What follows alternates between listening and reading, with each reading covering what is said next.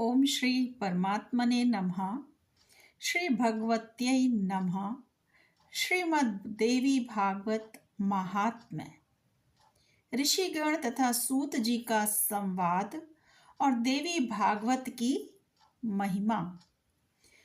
जो सृष्टि काल में सर्ग शक्ति, स्थिति काल में पालन शक्ति तथा संहार काल में रुद्र शक्ति के रूप में रहती हैं, चराचर जगत जिनके मनोरंजन की सामग्री है, परा पश्यंती मध्यमा एवं वैखरी वाणी के रूप में जो विराजमान रहती हैं, तथा ब्रह्मा विष्णु एवं शंकर के द्वारा जो आराधित हैं, वे भगवती आद्या शक्ति हमारी वाणी को सुशोभित करें। भगवान नारायण, नरश्रेष्ठ अर्जुन, भगवती सरस्वती एवं महाभाग व्यास जी को प्रणाम करके इस देवी भागवत नामक विजय गाथा का उच्चारण करना चाहिए। ऋषिगण बोले, सूत जी, आप बड़े बुद्धिमान हैं। व्यास जी से आपने शिक्षा प्राप्त की है। आप बहुत वर्षों तक जीवित रहें। भगवान, अब आप हमें मन को प्रसन्न करने वाली पवित्र कथाएं सुनाने की कृपा कीजिए। भगवान विष्णु के अवतार की पावन तथा कथा संपूर्ण पापों का संहार करने वाली एवं अत्यंत अद्भुत है। हम भक्ति पूर्वक उसका श्रवण कर चुके। भगवान शंकर का दिव्य चरित्र, भस्म और रुद्राक्ष धारण करने की महिमा तथा इसका इतिहास भी आपके मुखारविंद से सुनने का सुअवसर मिल चुका है। अब हमें वह कथा सुनने की इच्छा है जो परम पवित्र हो तथा जिसके प्रभाव से मनुष्य सुगमता पूर्वक भुक्ति और मुक्ति के सम्यक अधिकारी बन जाए। महाभाग, आपसे बढ़कर संदेह निवारण करने वाले अन्य किसी को हम नहीं देखते। आप हमें मुख्य मुख्य कथाएं कहने की कृपा कीजिए, जिससे कलयुगी मनुष्यों को भी सिद्धि मिल सके। तो सूत जी कहते हैं, ऋषियों, तुम बड़े भाग्यशाली हो। जगत के कल्याण होने की इच्छा से तुमने यह बहुत उत्तम बात पूछी है।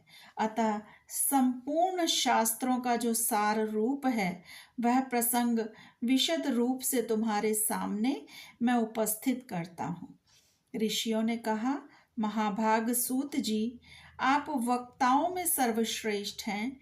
वह पुराण कैसा है और उसके सुनने की कौन सी विधि है? कितने दिनों में यह कथा संपन्न होती है? इस कथा में किस देवता का पूजन करना चाहिए तथा कितने मनुष्य पहले इसे सुन चुके हैं और उनकी कौन कौन सी अभिलाषाएं पूर्ण हो चुकी हैं? यह सब हमें सुनाने की कृपा कीजिए। तो सूत जी कहते हैं, व्यास जी भगवान विष्णु के अंश, पाराशर जी उनके पिता और सत्यवती माता हैं। व्यास जी ने वेदों को 4 भागों में विभाजन करके उन्हें अपने शिष्यों को पढ़ाया, किंतु जो संस्कारहीन नीच कुल में उत्पन्न वेद पढ़ने के अनधिकारी एवं स्त्रियां और मूर्ख जन हैं, उन्हें धर्म का ज्ञान कैसे हो, यह चिंता उनके मन में जाग उठी। तब स्वयं मन में विचार करके उन्होंने उक्त प्राणियों के धर्म ज्ञानार्थ पुराण संहिता का संपादन किया। 18 पुराणों की रचना करके उनको मुझे पढ़ाया।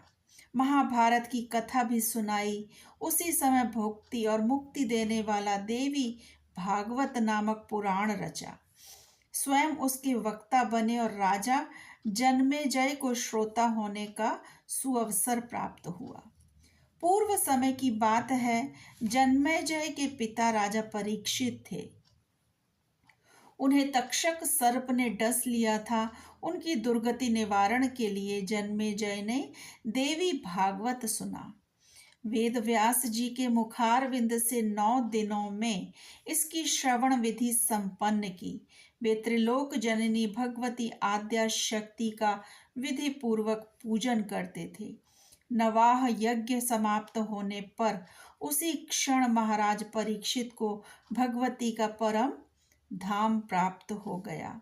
दिव्य रूप धारण करके वे वहां पधार गए। पिता को परम धाम प्राप्त हो गया, यह देखकर राजा जन्मेजय को अपार हर्ष हुआ। उन्होंने मुनिवर व्यास जी की भली भांति पूजा की। जो मानव भक्ति पूर्वक देवी भागवत की कथा सुनते हैं, सिद्धि सदा उनके सन्निकट खेलती रहती है। अतः उन्हें निरंतर इस पुराण का श्रवण करना चाहिए। सतयुग, त्रेता और द्वापर में अनेकों धर्म थे, किंतु कलि के लिए एक पुराण श्रवण ही धर्म रह गया है। इसके सिवा मनुष्यों का उद्धार करने वाला दूसरा कोई धर्म है ही नहीं। कलि के मनुष्य धर्म और आचार से हीन एवं अल्पायु होंगे। उनके कल्याण के लिए भगवान व्यास ने पुराण संज्ञक इस अमृत रस का निर्माण किया है।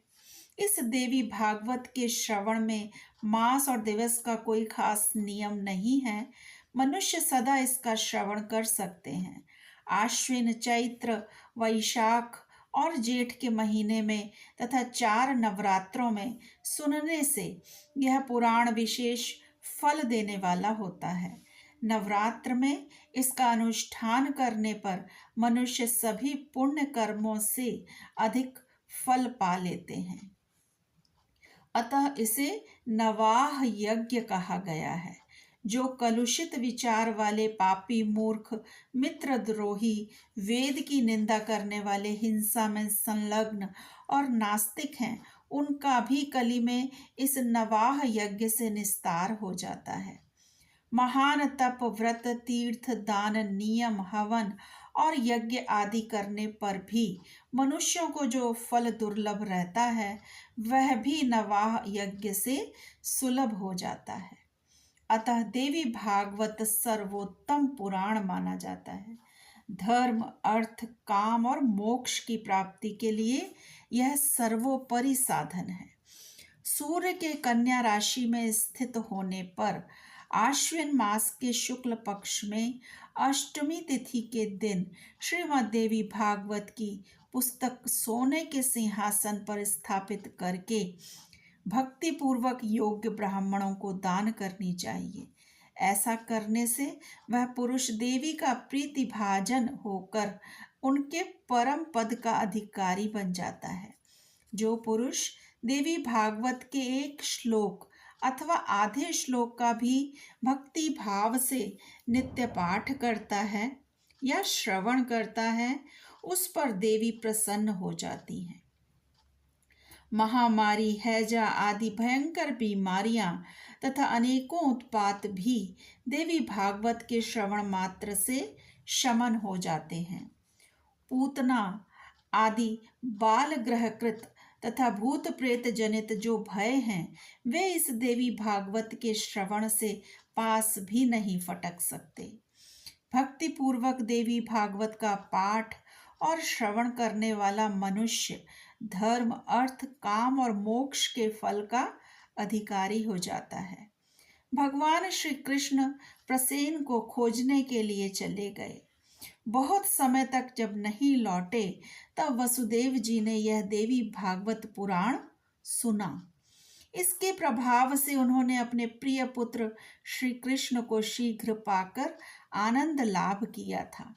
जो पुरुष देवी भागवत की कथा भक्ति भाव के साथ पढ़ता और सुनता है, भुक्ति और मुक्ति उसके करतलगत को हो जाती है। यह कथा अमृत स्वरूपा है। इसके श्रवण से अपुत्र पुत्रवान, दरिद्र धनवान और रोगी आरोग्यवान हो जाता है। जो स्त्री वंध्या, काकवंध्या और मृतवत्सा हो, वह भी देवी भागवत की कथा सुनने से दीर्घजीवी पुत्र की जननी बन जाती है। जिसके घर में श्रीमद् देवी भागवत की पुस्तक का नित्य पूजन होता है, वह घर तीर्थ स्वरूप हो जाता है। वहां रहने वाले लोगों के पास पाप नहीं टिक सकते। जो अष्टमी, नवमी तथा चतुर्दशी के दिन भक्ति के साथ यह कथा सुनता या पढ़ता है, उसे परम सिद्धि उपलब्ध हो जाती है।